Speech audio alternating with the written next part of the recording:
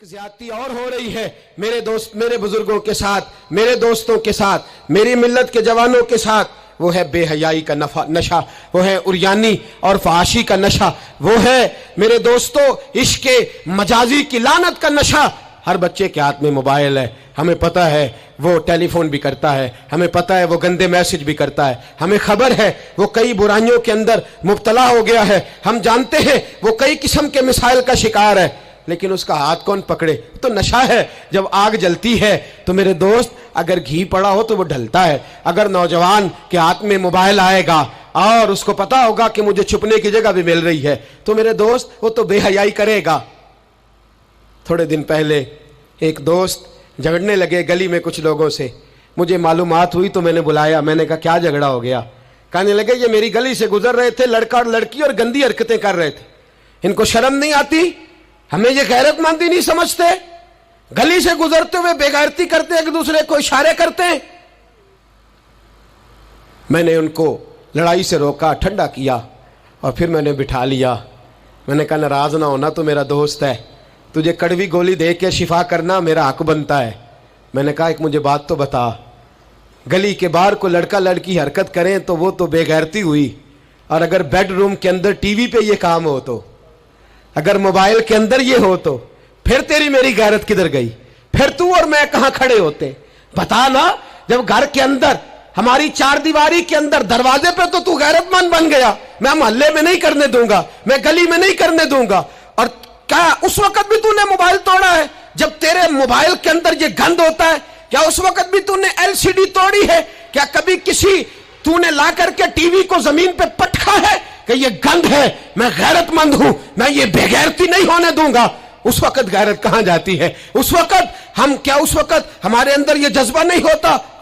سن، میرے رسول پاک صلی اللہ علیہ وسلم نے فرمایا نظر شیطان کے تیروں میں سے پہلا تیر ہے۔ ایک نوجوان نے کہا تھا یا رسول اللہ مجھے نماز میں لذت نہیں ملتی، میرے حبیب نے فرمایا تو اپنی آنکھ کو پاک کر لے، اللہ تیری نماز میں لذت پیدا فرما دے گا۔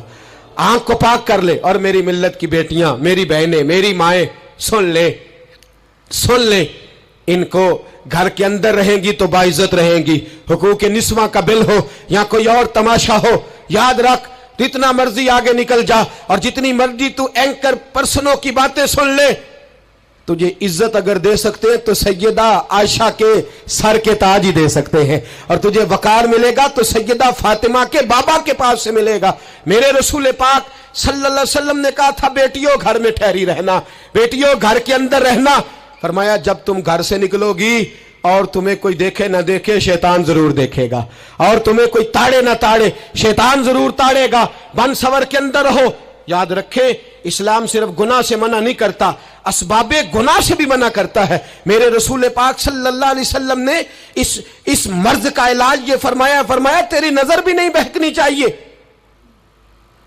اور جتنا پردہ مرد کرے گا اتنا عورت بھی کرے گی۔ میری بات آپ حضرات کی سمجھ میں آ رہی ہے؟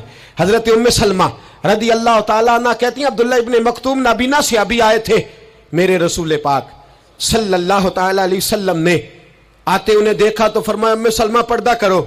عرض کی حضور وہ تو نابینا ہے۔ فرمایا تمہیں تو نظر آ رہا ہے نا، تم تو بینا ہو نا، آنکھ نیچی کرو، جھکا لو شرم سے۔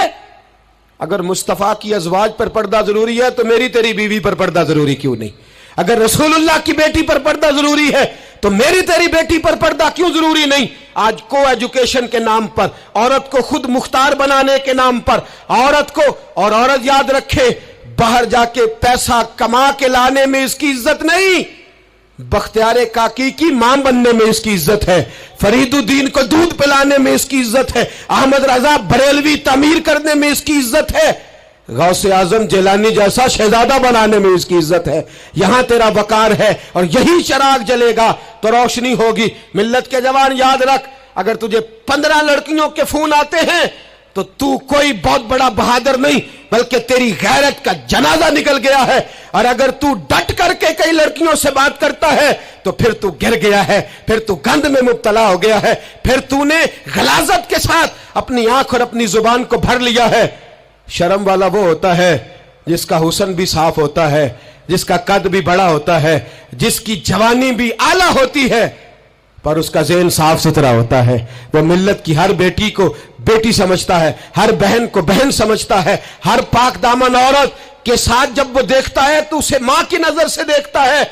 जमाने से इस गलाजत को दूर निकालना होगा। हमें अपने बच्चों को उन पर कड़ी निगरानी करनी होगी। इनके हाथों से ये जहर हमें छीनना होगा। मेरे रसूल करीम सल्लल्लाहु ताला अलैहि वसल्लम ने नजर की सफाई पर सबसे पहले तवज्जो दी है। हमें अपने बच्चों को ताड़ना है, हमें अपने बच्चों को देखना है, हमें इन्हें खुद पकड़ के अच्छी मजालस में लेकर के जाना है। और सुनो, मेरे हबीब पाक सल्लल्लाहु अलैहि वसल्लम ने कितनी पाबंदी फरमाई।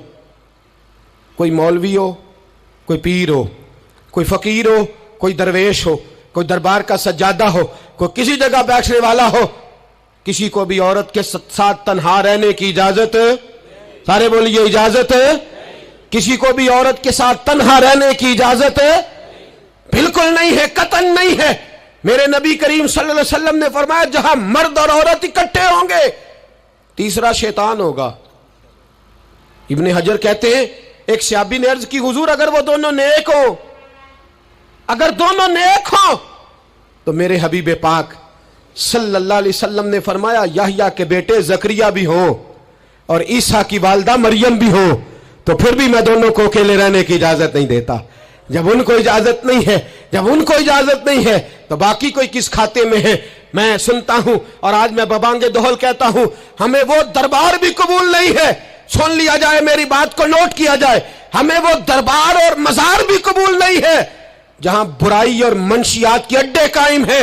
हम उन दरबारों पर भी फौरी तौर पर हर लिहाज से कड़ी निगरानी करने का और पूरी सख्ती करने का इरादा रखते हैं और खुद आगे बढ़ के उन जालिम सज्जादा नशीनों का मुंह नोचने का इरादा रखते हैं जिन दरबारों पर नशा बिकता है, जिन दरबारों पर गंद होता है। दरबार तो ऐसे होते हैं कि दाता अली अजमेरी रहमतुल्लाह अलैह का दरबार हो पर चारों जानिब कुरान पाक की तिलावत हो रही हो।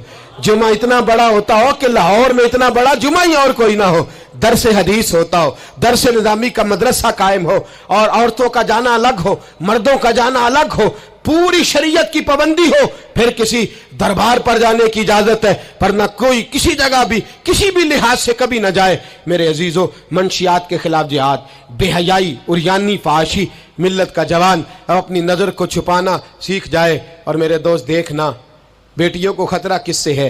यहाँ हिंदू भी कोई नहीं, सिख भी कोई नहीं, आर्या भी कोई नहीं, बुद्ध मत भी कोई नहीं, यहाँ ईसाई भी अकलियत में, यहाँ यहूदी भी कोई नहीं, लेकिन फिर भी बेटियों की अगर शर्मो हया महफूज ना हो। ये हदीस सुनाने लगा हूं, हदीस है, हदीस रसूल है। जवान खास करके जरा मेरी बात पे तवज्जो करे और बुजुर्ग खास कर तवज्जो करे जिन्होंने तरबियत करनी है। सुने, हुजूर की बारगाह में एक नौजवान आया है, ये संगमील है हदीस, इसको याद रखना। अर्ज की हुजूर मैं सारे गुनाह छोड़ सकता हूं, जिना नहीं छोड़ता। हुजूर मुझे जिना की इजाजत होनी चाहिए। मेरे हबीब ने थपकी दी, बिठा लिया। मैं कहता हूं हुजूर ने गुनाहगारों को मुआशरे से काटा नहीं, उनकी तरबियत फरमाई है, उनकी तरबियत फरमाई है, उनको करीब फरमाया। मेरे हबीब करीम सल्लल्लाहु अलैहि वसल्लम ने फरमाया इधर आ, बैठ जा। बैठ गए।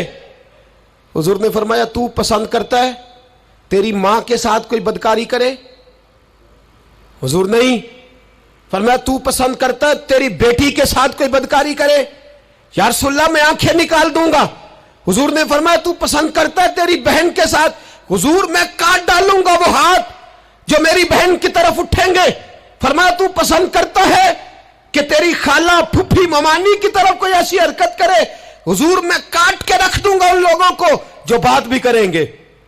मेरे हबीब ने फरमाया अच्छा, जिसके साथ तू बदकारी की इजाजत मांग रहा है वो किसी की मां नहीं लगती, वो किसी की बहन नहीं लगती, वो किसी की बेटी नहीं होगी?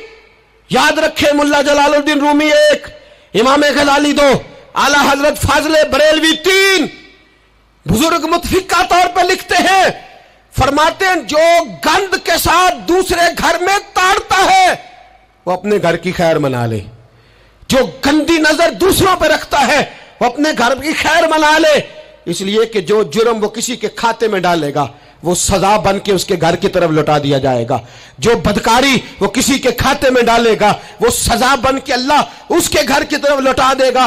अगर अपने घर को पाक रखना चाहते हो تو دوسروں کی طرف پاک نظر رکھنی شروع کر دو. اگر چاہتے ہو کہ تیرا گھر بے عجیب معاملہ ہے نا, بیٹے کو تو پسند کی شادی کی اجازت ہے تو بیٹی کو اجازت کیوں نہیں؟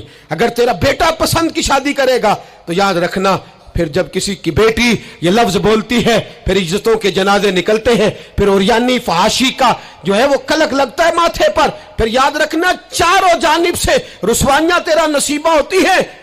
اگر تو بیٹی کو روکنا چاہتا ہے تو بیٹے کا ہاتھ پکڑ. اگر تو بیٹی کو صاف رکھنا چاہتا ہے تو بیٹے کو شرم و حیا کی چادر اڑا. اگر تو بیٹیوں کے کردار کی حفاظت کرنا چاہتا ہے تو پہلے بیٹے کو پابند شریعت بنا, پہلے اس کی طرف